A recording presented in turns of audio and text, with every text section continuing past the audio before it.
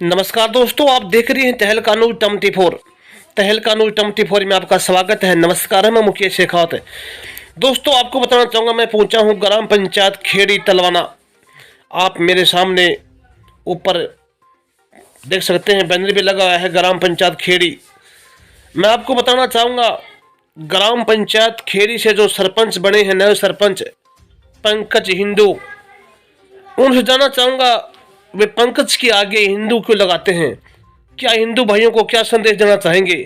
मैं आपको यही बात की जानकारी देना चाहूँगा। इस वीडियो के माध्यम से मेरे साथ बने रहिए। जो कि पंकज अपने नाम के आगे हिंदू लगाते हैं, हिंदू समाज के लिए ये कैसा क्या कहना चाहेंगे, क्या इनकी भावना दिल की हिंदू समाज को लेकर। आइए ये बातें जानते हैं। जब तक मेरे साथ बने रहिए।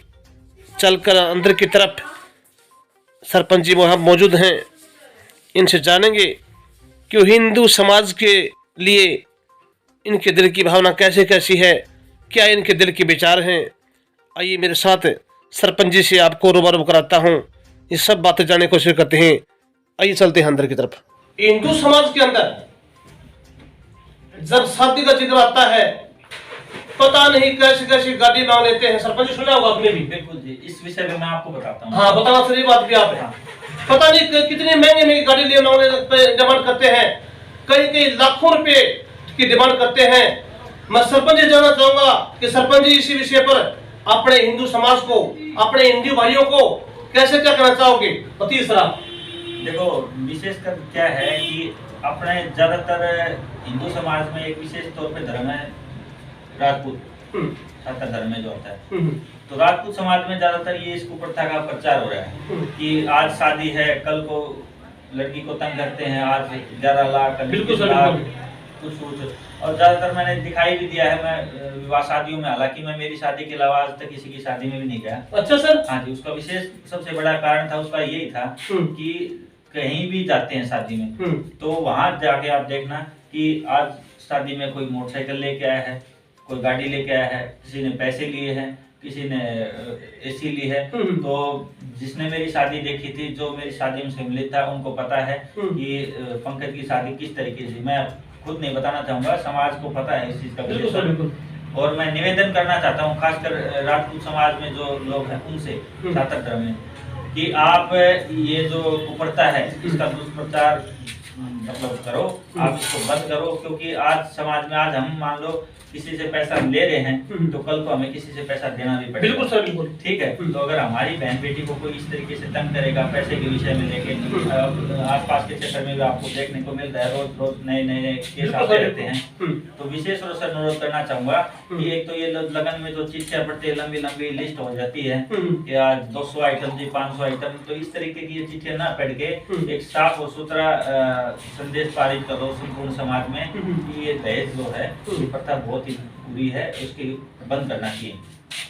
देखिए, हाँ, सरपंच जी बहुत अच्छी बातें बता रहे हैं। हम आपसे विनती करूं इन बातों पर गौर करके सुनना। हाँ सर, बताइए आपको। दूसरा संदेश ये है जी, मृत्यु भोज वाला। मृत्यु भोज एक विशेष तौर पे जब से मैं छात्र धर्म से जुड़ा हूँ, उस जब से लेके आज तक मैंने मृत्यु भोज में कहीं भी अपना अन्न ग्रहण नहीं किया सर आज तक। हाँ जी सर, आपकी एज कितनी होगी लगभग? मेरी होगी करीबन 32 साल। अच्छा सर। हाँ जी, तो मैं निवेदन करना चाहूंगा, कहीं भी मृत्यु भोज होता है उसमें कहीं ना कहीं अमीर लोग तो चलो फिर भी अपने कहीं ना कहीं से जुगाड़ करके बिल्कुल सर कर भी देते हैं कार का कार्यक्रम। लेकिन जो गरीब मध्यम और वर्ग है, खासकर गरीब जो तबका है, वो कहाँ से अपना कर पाएगा। तो ये बहुत ही कुप्रथा है, इसको बंद करो।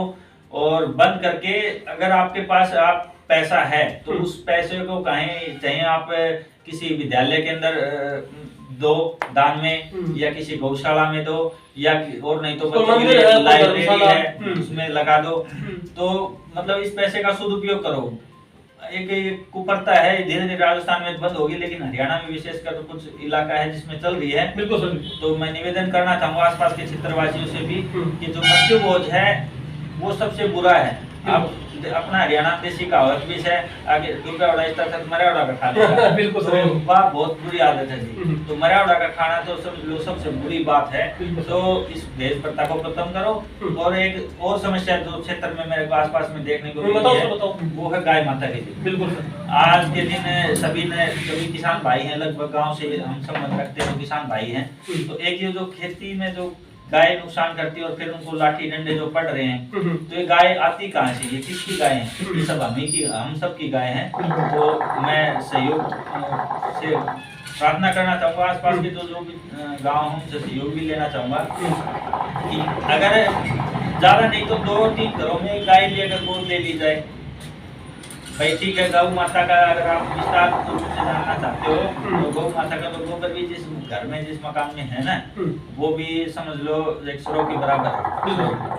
और इसी विषय के कारण मैंने भी अपने घर पे गाय रखी है जी, देसी गौ माता। हाँ जी बिल्कुल होती है। और उसका कारण यही था कि भाई अगर हम अपने घर से शुरुआत करेंगे ना तब ये काम होगा। बिल्कुल हाँ जी। तो विशेषकर मेरे तो ये 3 संदेश हैं। एक तो जो है दहेज प्रथा का जी, दूसरा है गौ माता का, और तीसरा है मृत्यु भोज का। इन पे हाथ जोड़ के मेरा निवेदन है आसपास के क्षेत्रवासियों से कि इस कुप्रथा का जी बिल्कुल बहिष्कार करो और इसको बंद करो।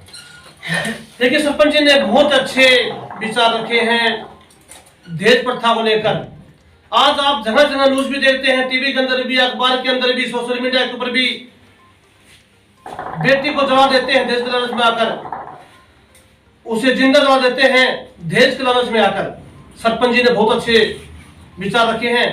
इसके अलावा और भी मृत्यु भोज के अंदर भी कई तरह के इंसान होते हैं, गरीब भी होते हैं, सब तरफ कहते हैं। तो सरपंच जी ने बहुत अच्छे विचार रखे इस बात पे भी।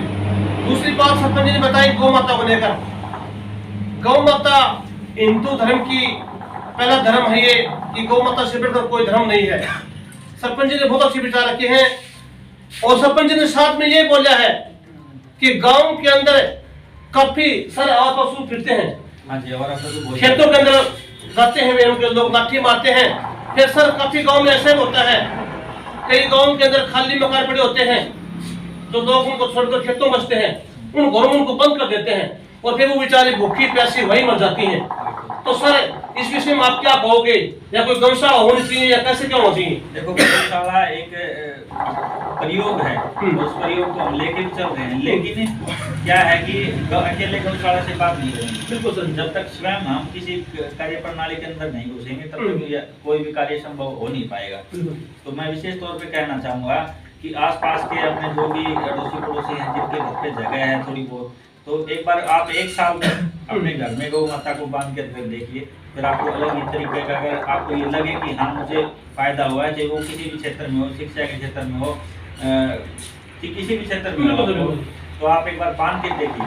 और उसका तो मैं तय करता हूँ, मलमूत्र हो गया, गोबर हो गया, दूध हो गया, एक गौ माता का आप पी के देखिए तो आपको बता सकते। बिल्कुल तो धन्यवाद आपका। सभी से विनती करूंगा इस वीडियो को आगे शेयर करें, लाइक करें, सब्सक्राइब करने भूलिए और देखते रहिए तहलका न्यूज़ 24। नमस्कार, जय हिंद, जय भारत।